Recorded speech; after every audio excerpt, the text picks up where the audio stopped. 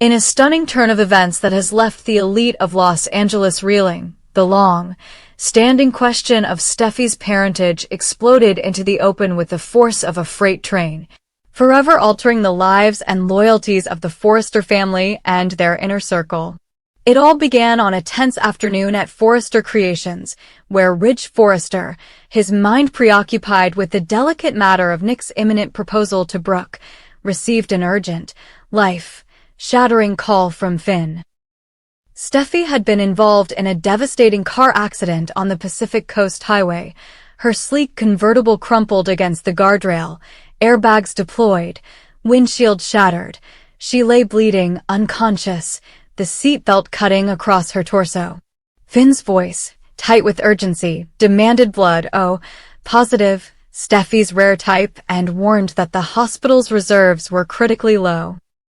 Without hesitation, Ridge abandoned all hopes of intervening in Nick's romantic grand gesture and dashed back to the family's private airstrip, boarding the Creations jet with a single purpose, to save his daughter.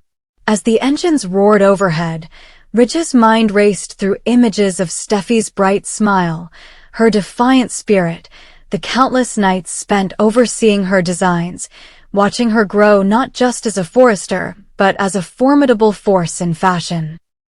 He pictured Brooke's hopeful gaze just hours ago, unaware that the man she adored was torn between love and duty. Clubbing his clenched fists against the window frame, Ridge vowed to do whatever it took. Moments later, he arrived at LA Memorial Hospital, suit jacket slung over one shoulder, eyes cold with focus.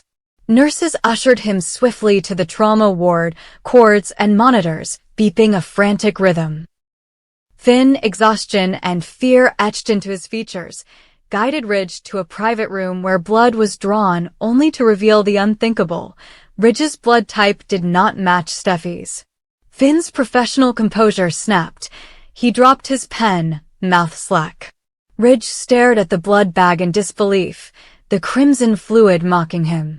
In that sterile, humming room, hope turned ash. News of the mismatch spread like wildfire, drawing Brooke, Taylor, Eric, and the rest of the Forrester, Logan clan into a whirlwind of shock and dread. Brooke's confetti of wedding plans wilted in her hands as she raced to the hospital. Floored by grief and confusion, she questioned her own understanding of the family she'd married into, while the rest of the gathering crowd struggled to process how Ridge could not be Steffi's biological father. It was then that Taylor Hayes, shaken, tear-stained, and pale, swept into the room. Her arms trembled, makeup smudged by tears she couldn't contain. With a voice cracking under the weight of her confession, she revealed the truth every fan had whispered about, but none had dared to believe. Steffi was not Ridge's child. She was the product of Taylor's secret affair with Eric Forrester, a liaison born in a moment of raw passion and betrayal that Taylor had buried for years. As Taylor's words echoed against the walls, Ridge's knees buckled. Colors drained from his face as the entire tapestry of his life unraveled. Steffi, the daughter he had adored, disciplined, watched marry and raise children, was not his blood. Brooke, normally the pillar of strength, felt the world shift under her feet, her own role in this drama suddenly overshadowed by the seismic familial rift unfolding before her. Eric, arriving in the corridor at that moment, looked like a man who had just stepped into a nightmare. He took in Ridge's ashen face, Taylor's confession, Finn's haunted expression. Regret, guilt, and a flash of panic crossed his eyes, igniting a fresh wave of tension between the brothers. Would Eric rush to comfort Taylor, to atone for what had been done? Or would he face Ridge's furious grief and demand answers of his own? Inside the ICU, monitors continued their unrelenting beep, marking time that now seemed unbearably precious. Steffi lay motionless, machines breathing life into her battered body. While doctors scrambled for alternative donors with the rare blood type, whispers darted through the gathered crowd. How many units remained? Could a match be found before it was too late? Ridge, face contorted by heartbreak, backed away from the bedside and confronted Taylor, voice barely more than a rasp. "Why didn't you tell me? After all these years, you let me love her as my own. You let me believe." "Why?" Taylor, tears still streaming, reached out as if to bridge the years of secrecy between them. "I was afraid," she whispered. "Afraid of losing Eric, of losing you, of losing Steffi. I thought if I told you, the truth would destroy us all." Her eyes flicked to the closed door behind which Steffi fought for her life, and she crumpled, shoulders shaking. As the seconds ticked by, the question loomed, would blood from Eric be a match? Or would Ridge, who had built his entire identity around being the protective father, be forever barred from biological paternity? Eric, in that charged moment, felt the full weight of his sins. He had indulged a moment of weakness with Taylor, then returned to his marriage with Brooke, believing the affair safely buried. Now, confronted with the revelation that his son by Brooke, Ridge's firstborn, now a husband and father himself, had grown up with secrets they all had unknowingly perpetuated, Eric staggered under the burden of guilt. He turned to Finn, who was coordinating urgent transfusion logistics, and learned that there was one potential match on record, a donor who had yet to be tracked down, living out of state. The race against time shifted gears, not only to keep Steffi alive, but to salvage the shattered trust in the Forrester dynasty.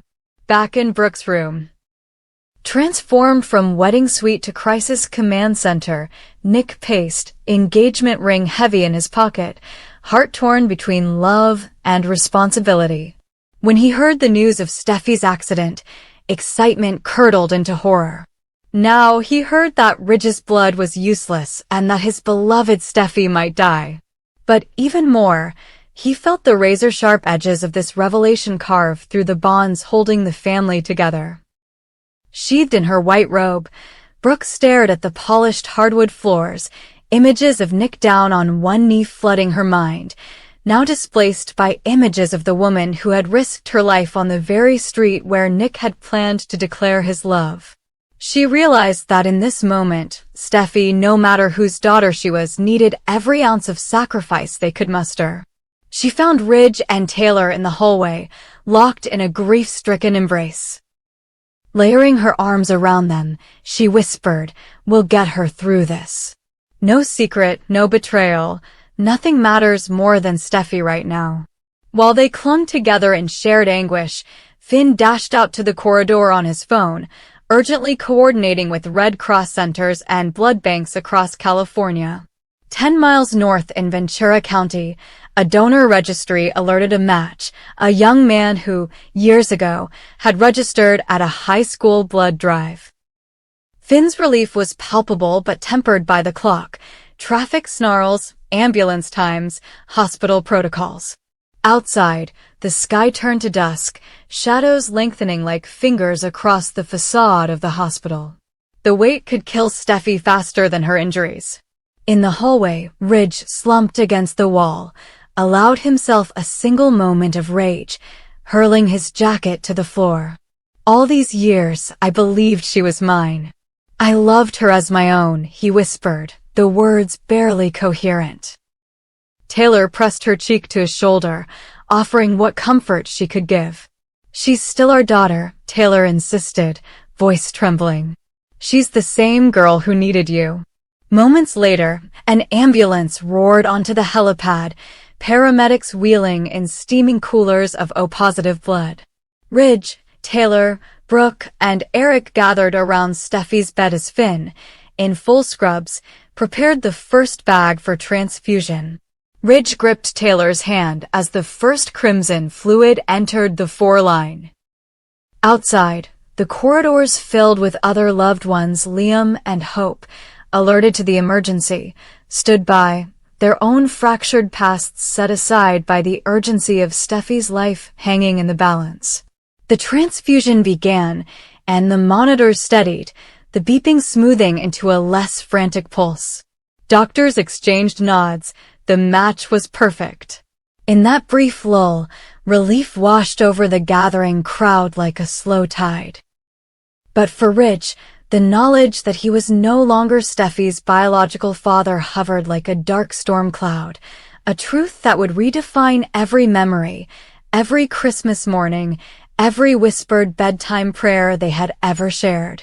Steffi's eyes snapped open to a relentless glare of hospital lights and the sterile scent of disinfectant, and for a moment she lay frozen, every nerve on fire, as if she had been reborn inside a cocoon of agony and confusion. The steady beep of monitors counted out her survival in desperate intervals, but the truth that crashed into her consciousness was more shattering than any physical pain. She was alive, but nothing else would ever be the same. She tried to lift her hand to her face, but her arm felt like lead, her body a foreign vessel. Then Ridge's voice, torn, ragged, unwavering in its torment, broke through the haze.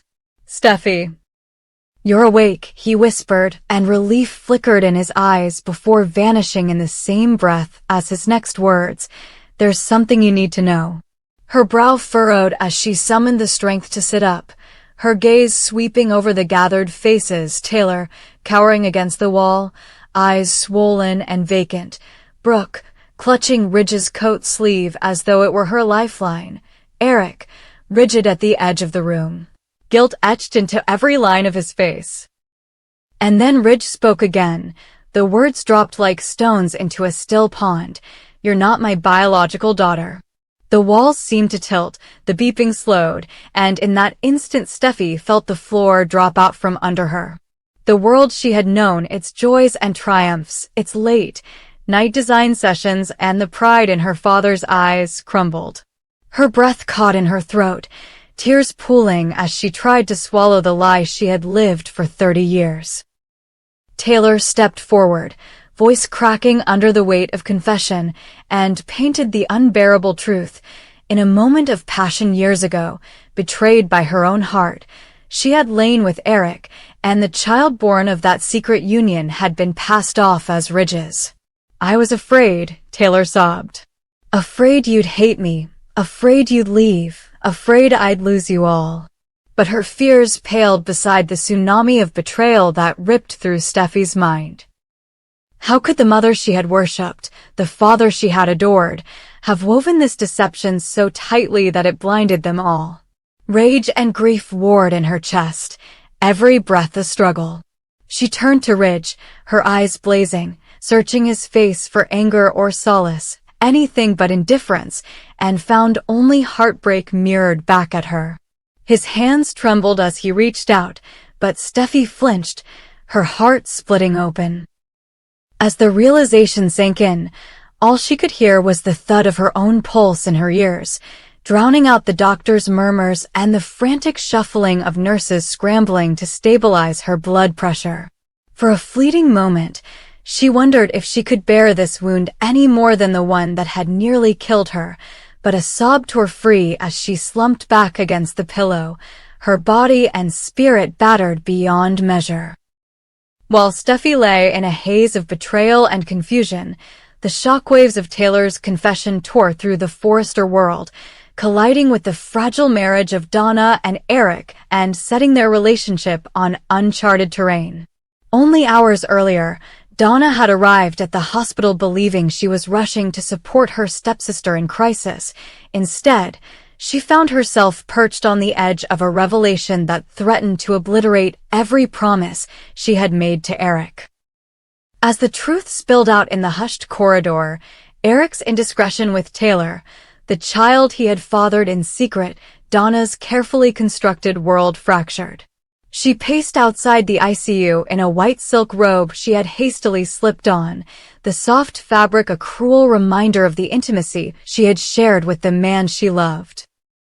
Each step echoed with memories of confessions whispered in moonlit rooms, vows exchanged in rosy wedding day photographs, the laughter that had always seemed destined to outlast the stormiest nights. Now, confronted with Eric's betrayal laid bare, Donna felt the cold fingers of doubt tighten around her heart. Her vision blurred as Ridge emerged from Steffi's room, bloodshot eyes red with sleepless nights and relentless grief, and in that moment their gazes met across the sterile hallway. A mirror image of love betrayed and the agony of secrets that will not stay buried. Behind Ridge, Taylor collapsed to her knees, hands clasped as if in prayer, tears carving rivulets through her makeup-stained cheeks. Donna's anguish swelled, not only for her own fractured marriage, but for the woman on the floor, whose secret had nearly killed her child and now threatened to kill her own soul. Eric, standing helpless at the doorway of his daughter's room, felt the full weight of his betrayal. The casual affair he had thought buried, the whispered lies that had protected him at the cost of his daughter's identity, the trust he had shattered in the woman he vowed to love. He wanted to reach for Donna, to speak words of contrition he was not sure even he believed, but the distance between them felt insurmountable. In the hush that followed, the soft click of doors, the distant hum of life-saving machines. Steffi's survival stood in stark relief against the wreckage of relationships left in the wake of the truth. At least Steffi was alive, a bitter consolation that resonated like an unsteady heartbeat through the corridors of the hospital. For everyone else, the road ahead stretched out in jagged fragments of regret and unanswered questions. Could Ridge forgive Taylor for the secret that had severed their most precious bond? Would Steffi ever look at him the same way, knowing he had loved her under a false pretense? Could Donna find it in her heart to face Eric again without the memory of his betrayal poisoning every embrace? And what future might Taylor glimpse through the veil of her own guilt, knowing that the lie she had buried for so long threatened to define her legacy? As the night deepened and the city lights flickered through the blinds, Ridge knelt beside Steffi's bed, his hand hovering over hers, offering a silent vow that blood ties or no, he would fight for her love and her forgiveness. Taylor, still on her knees, buried her face in her hands, consumed by the knowledge that every moment of happiness she had known was tainted by the secret she had carried, and that she would live the rest of her days haunted by the wreckage of her choice.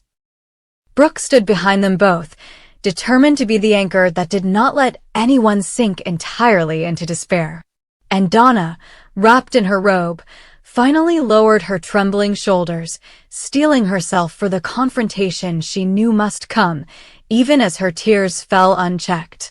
In the hush of that hospital wing, between the beeps and the soft breathing of the world's most complicated family, the truth had spoken its final, devastating word. And now, with Steffi alive but forever changed, they almost learned to rebuild on a foundation cracked by betrayal and bound together by a love that would be tested as never before.